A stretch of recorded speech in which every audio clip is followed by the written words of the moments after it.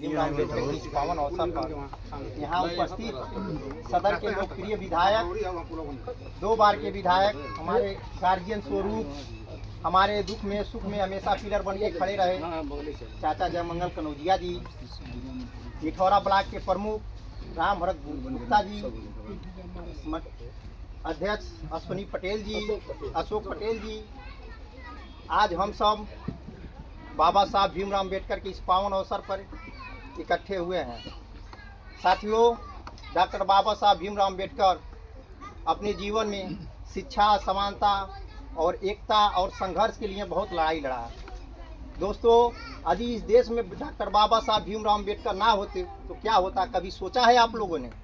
नहीं सोचा है। सुनिए, ना ही कोई संविधान होता और ना ही कोई अधिकार, गरीब और गरीब होता, अमीर और अमीर, पढ़ाई लिखाई तो दूर की बात है, समाज में सर उठाकर चलना भी नसीब नहीं होता।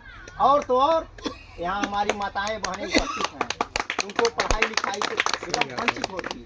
इसीलिए दोस्तों, यदि इस देश में डॉक्टर बाबा साहब भीमराव अम्बेडकर का संविधान नहीं होता तो इस देश में पब्लिक एजुकेशन के ऊपर पैसा खर्च नहीं होता, और पब्लिक एजुकेशन के भीतर एक ही बेंच पे ब्राह्मण, दलित, पिछड़ा, ऊंच नीच, आदिवासी एक साथ बैठ के नहीं पढ़ाई कर रहा होता। ये है संविधान की ताकत। दोस्तों, ये जो संविधान की ताकत है, दोस्तों ये जो संविधान की ताकत है, इसे हमें समझने की जरूरत है।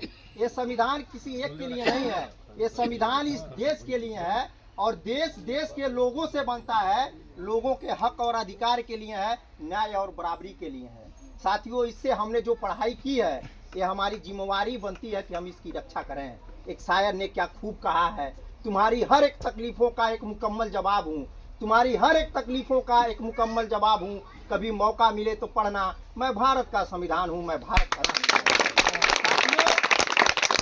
बाबा साहब का सपना था, शिक्षित बनिए, संगठित बनिए, संघर्ष करिए। इसीलिए साथियों, शिक्षा होना बड़ा जरूरी है। Education is very most important in our life.